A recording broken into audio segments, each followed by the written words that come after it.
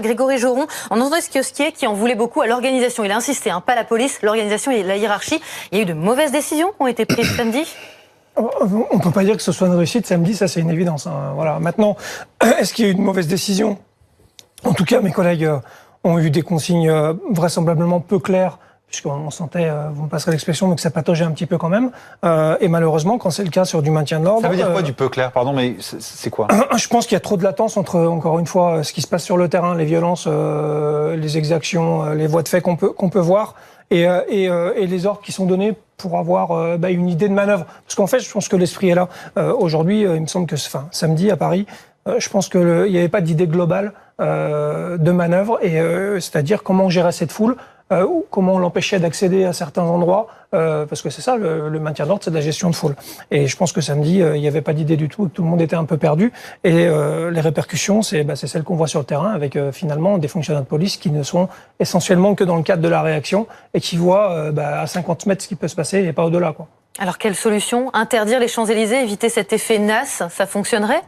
On a déjà vu ce que ça donnait. Si vous interdisez les Champs-Élysées, ils iront ailleurs.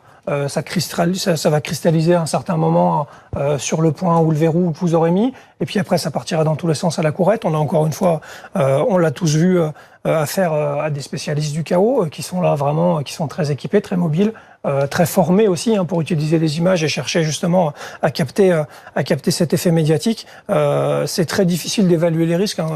Ce que vous disiez, monsieur, tout à l'heure, ils ont été évalués à 500, ils sont 1500. J'ai envie de dire, c'est aussi la société qui veut ça. Aujourd'hui, c'est messagerie cryptée. Ça donne énormément de difficultés aux services de renseignement pour pouvoir justement évaluer ces risques-là au plus près.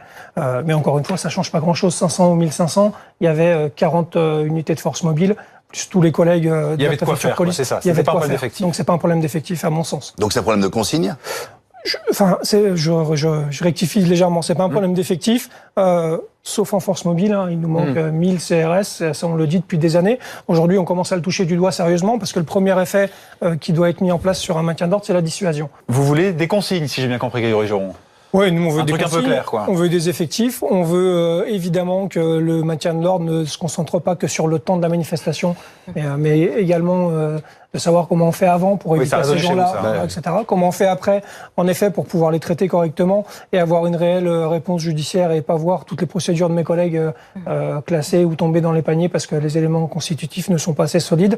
Voilà, donc une fois qu'on aura fait tout ça, et je suis pas sûr que ça se fasse en 24 heures, en effet, on pourra peut-être espérer voir des maintiens d'ordre plus paisibles. Mais encore une fois, on l'a vu samedi, il y avait 2 marches sur Paris, il y avait 45 000 personnes pour lesquelles il y a eu 0 grenade, 0 tir du LBD, et visiblement pas de violence policière, même si je déteste cette expression, mais c'est pour dire qu'il ne faut pas inverser la grille de lecture. Si on en est là aujourd'hui, c'est parce qu'il y a des gens qui sont déterminés à vouloir qu'on en soit là aussi, vu les violences de samedi.